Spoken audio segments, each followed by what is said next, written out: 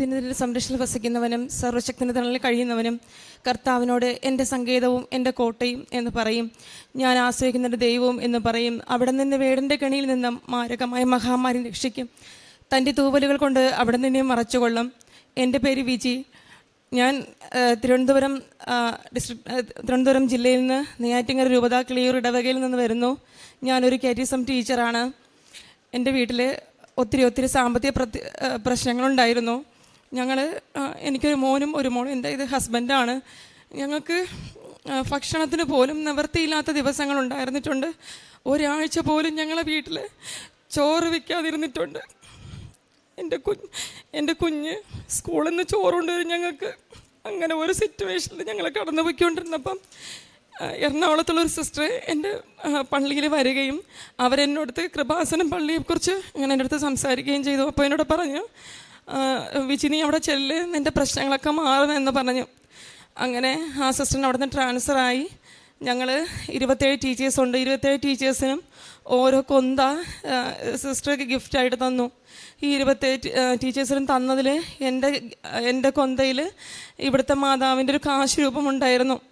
അപ്പം ഞാൻ പറഞ്ഞു, സിസ്റ്റർ എനിക്കൊരു കാശ് രൂപം ഉണ്ടായിരുന്നു എന്ന് പറഞ്ഞു. അപ്പോൾ അവർ പറഞ്ഞ്, മാതാവിന് നിന്നെ കൊണ്ട് ആവശ്യമുണ്ട്, നീ എത്രയും വേഗം ഇവിടെ വരണമെന്ന്.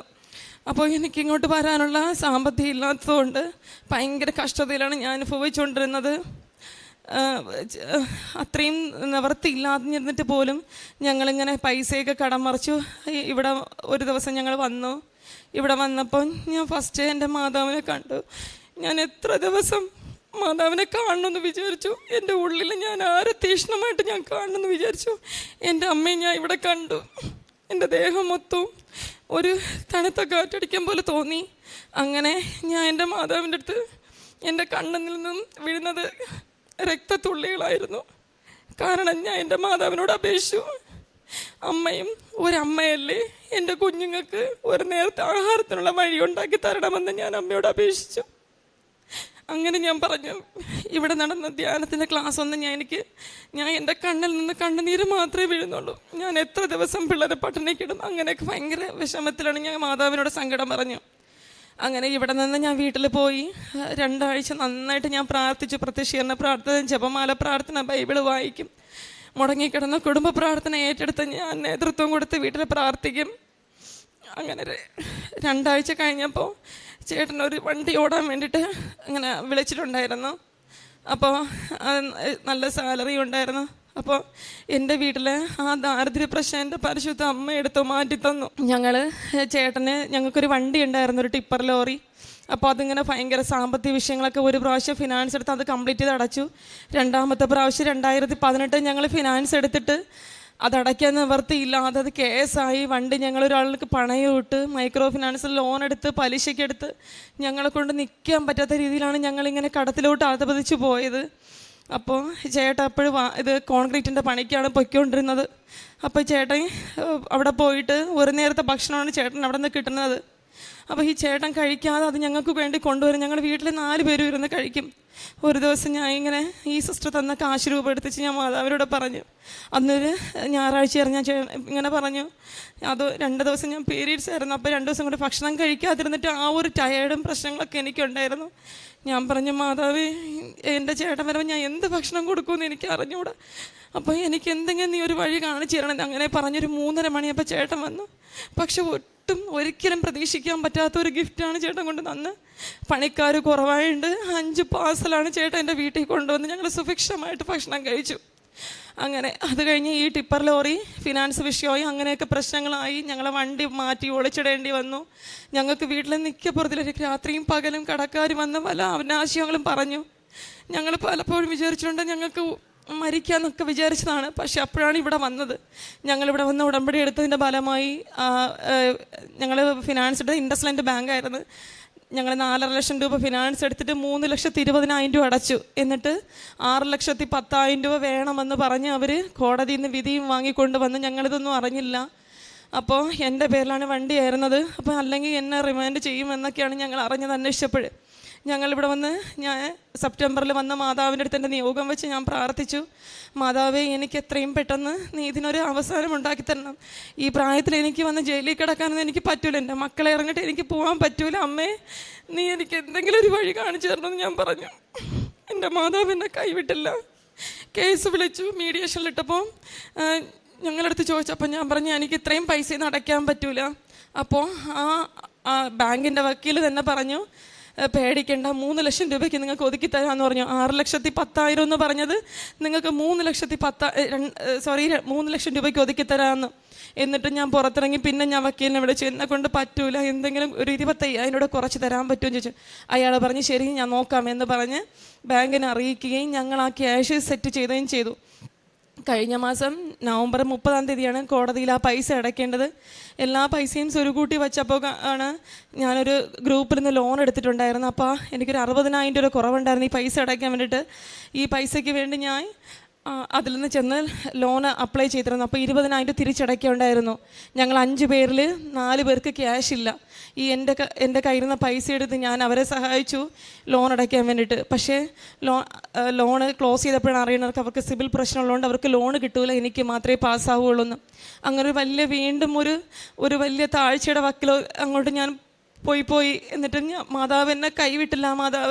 മാതാവിനെ ഞാൻ കൂടെ പിടിച്ചു. ഞാൻ എവിടെ പോയാലും എൻ്റെ മാതാവിൻ്റെ കാശ് രൂപയും ജപമാലയും ഞാൻ കരുതും. ഞാൻ അങ്ങനെ പ്രാർത്ഥിച്ചു. പക്ഷേ നവംബർ 30 10 മണിക്ക് മുന്നേ എൻ്റെ കയ്യിൽ 2,75,000 രൂപയും എൻ്റെ കയ്യിൽ മാതാവ് സെറ്റാക്കി തന്നു. ഈ പൈസയും കൊണ്ട് ഞാൻ കോടതിയിൽ പോയപ്പോൾ ഞാനും ഹസ്ബൻഡും കൂടിയാണ് കോർട്ടിൽ കയറിയത്. അപ്പം ഞങ്ങളെ വക്കീൽ ചോദിച്ചു എത്ര രൂപയുണ്ടെന്ന് പറഞ്ഞ്. അപ്പം ഞങ്ങൾ പറഞ്ഞു എല്ലാവരും ഉരുപ്പടിയൊക്കെ പണയം വെച്ചിട്ടാണ് പോയി, വന്ന ഉടനെ തിരിച്ചു കൊടുക്കണം, എങ്ങനെ റോൾ ചെയ്ത് കൊടുക്കണം എന്നുള്ള ഒറ്റ ഉദ്ദേശത്താണ് ഞങ്ങൾ മറച്ചത്. ഞങ്ങൾ പറഞ്ഞ് 2.5 ലക്ഷം രൂപയുണ്ടെന്ന് ഞങ്ങളെ വക്കീലിൻ്റെ അടുത്ത് പറഞ്ഞു.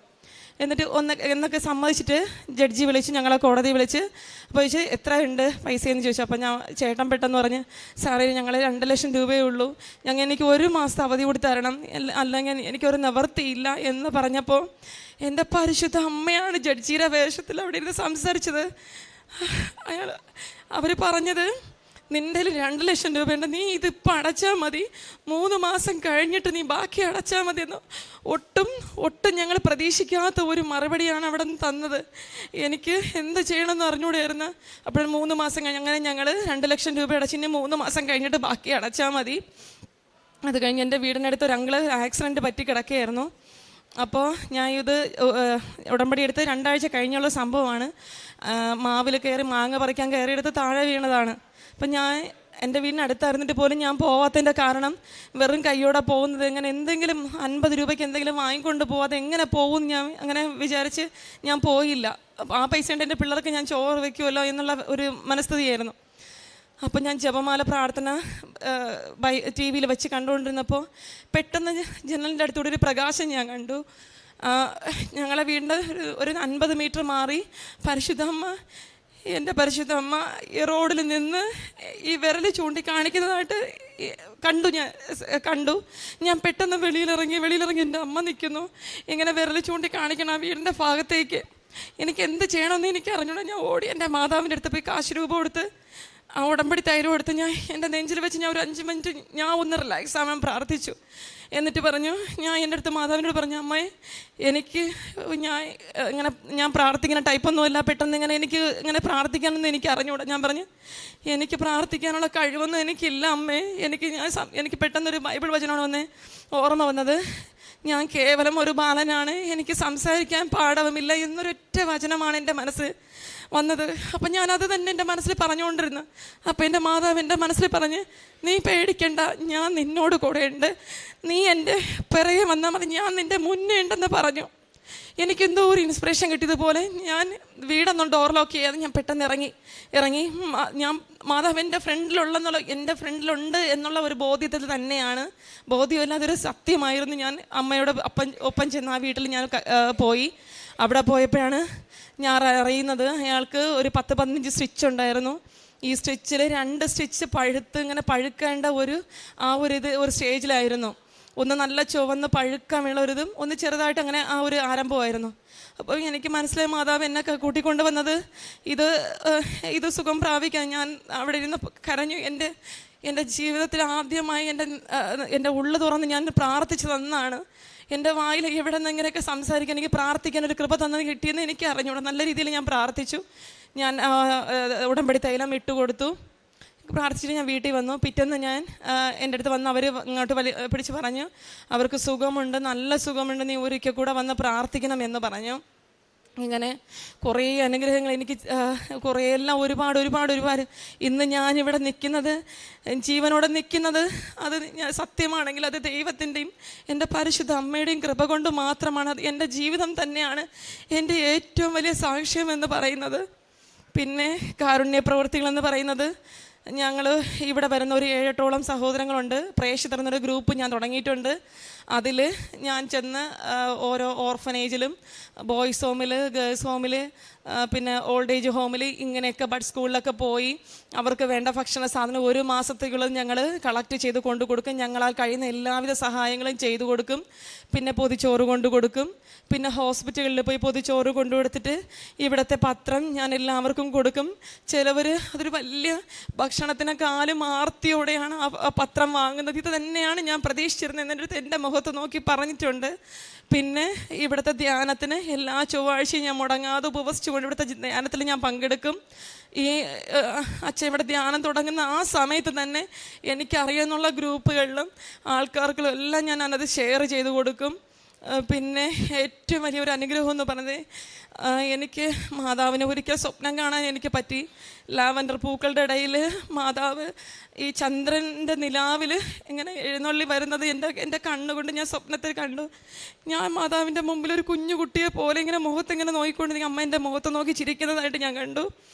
എന്നിട്ട് ഞാൻ ഇതിന് മുന്നേ പറഞ്ഞത്, എൻ്റെ മാതാവ് ഇങ്ങനെ അസുഖമില്ലാത്ത അങ്കിളിന് വേണ്ടി ഇങ്ങനെ പ്രാർത്ഥിക്കാൻ പറഞ്ഞ സമയത്ത് ഇങ്ങനെ ഞാൻ പറഞ്ഞു, ഞാൻ അന്നോട്ട് പ്രാർത്ഥിക്കും. എൻ്റെ വീട്ടിൽ അമ്മ ഒരു ദിവസം വന്നെങ്കിൽ എന്ന് ഞാൻ പ്രാർത്ഥിക്കുമായിരുന്നു. ഞാൻ എന്നും പ്രാർത്ഥിക്കുമായിരുന്നു. അപ്പോൾ കഴിഞ്ഞ ഫെബ്രുവരി 2-ാമത്തെ ഞായറാഴ്ച പള്ളിയിൽ പോകുന്നതിന് മുന്നേ കുളിച്ചൊരുങ്ങി ഞാൻ പ്രത്യക്ഷീകരണ പ്രാർത്ഥന ചൊല്ലാൻ വേണ്ട സമയത്ത്, പ്രാർത്ഥന കഴിഞ്ഞ സമയത്ത് ഒരു വല്ലാത്തൊരു സുഗന്ധം എനിക്ക് അനുഭവപ്പെട്ടു. എൻ്റെ തലേ ദിവസവും ഞാൻ പ്രാർത്ഥിച്ചിരുന്നു, എനിക്ക് മാതാവേ നീ എൻ്റെ കൂടെ ഉണ്ടെന്ന് എനിക്ക് എന്തെങ്കിലും ഒരു അടയാളം തരണേന്ന്. അപ്പോൾ ഞാൻ മാതാവിൻ്റെ ഫോട്ടോ എടുത്ത് എന്നും ചുംബിച്ചിട്ടാണ് വയ്ക്കണത്, തിരിച്ച് പ്രാർത്ഥിച്ചിട്ട്. അങ്ങനെ മാതാവിൻ്റെ റോസാപ്പൂവിൻ്റെ സുഗന്ധം എനിക്ക് അനുഭവിക്കേണ്ടായി. എൻ്റെ മോക്കത് അനുഭവിക്കാനിടയായി.